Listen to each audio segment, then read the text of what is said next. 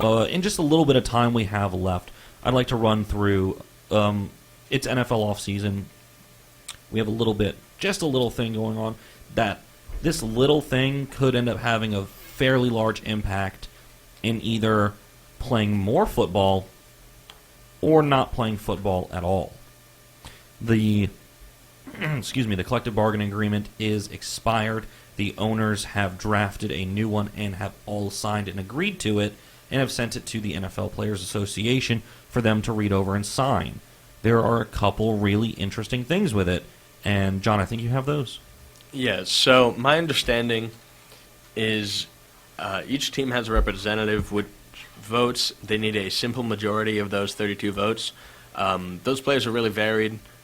It's a lot of more tenured quarterbacks, but players from varied positions. A lot of guys that are a little older in the league, but they also have some guys just for a little more perspective. My understanding is this new CBA agreement would really benefit some of the players that are in the league for less time, guys on lower paid deals, and it wouldn't really help the guys at the very top so much, but it would greatly benefit the owners just the way things get spread out. Yeah, so I think the biggest changes coming from the CBA, first of all, there's an increase in revenue sharing. According to what I saw on, I think it was NFL Network or ESPN, there'd be an increase to 48% of revenue would go just to the players. And the more interesting thing to me is the format of the league itself. So it would change from a 4-game preseason to a 3-game preseason. There would be a 17-game regular season, and playoffs would go to 14 teams, 7 from each conference. Yeah. How does that make you, what do you think? How do you feel about that, I should say? So I guess I feel neutral on a 17-game regular season. I think players do really get beat up by the end. If they add an additional bye week, I think that'll offset a lot of that.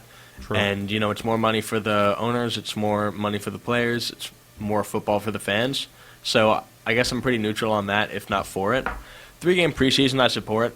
I think that would wind up having a second preseason game be treated a little bit the way teams treat the third.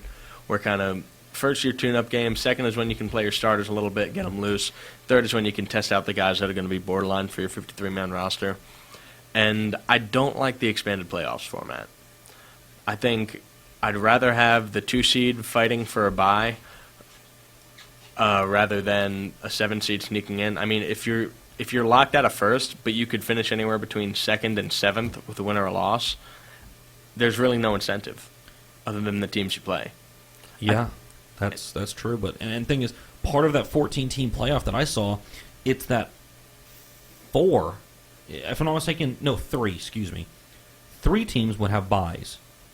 And then there would be a 2, it wouldn't, from what I saw, there would be 3 teams from each conference going to bye, 1 from each division, and then the division winners would each get a bye, and then Wild Card Weekend would just have extra games or an extra week.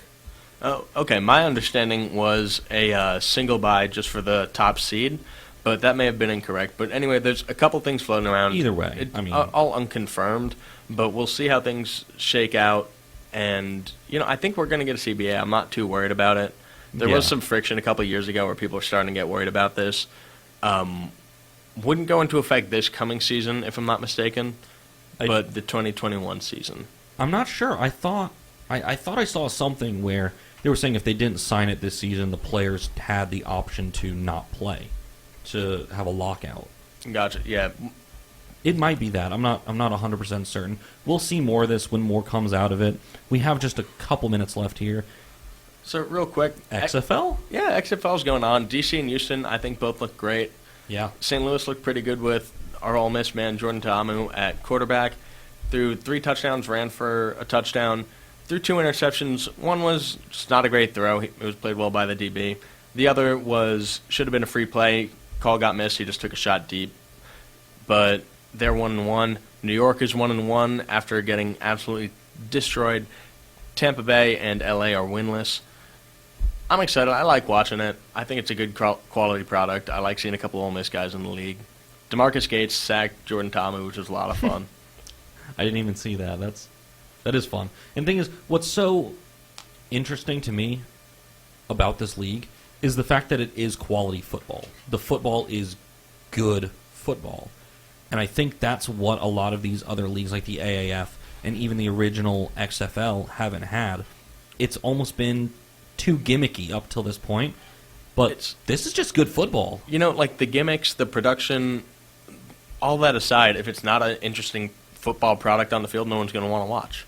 Yeah, I'd watch. I mean, I'd probably watch this if it was gimmicky like the original XFL, because they're quality games anyway. I could take a leave of the production value, but you know, the fact that they've had much more exciting games and like good team storylines, good fan bases. I like a lot that they're doing MLS stadiums and soccer stadiums. Yeah. DC's stadium environment looks fantastic. New York's doesn't look great because it's at MetLife, which holds 90-something thousand people. Yeah, that's true. DC's holds something like 22, but they fill it. Fair enough. So I think that's kind of all I've got for this week. George, what about you? That's all I've got, and that's our time here. So thank you, everybody, for listening. I've been George Ruggiero. And I've been John Finnegan. And this has been the G and Finn Show on 92.1 FM Rebel Radio.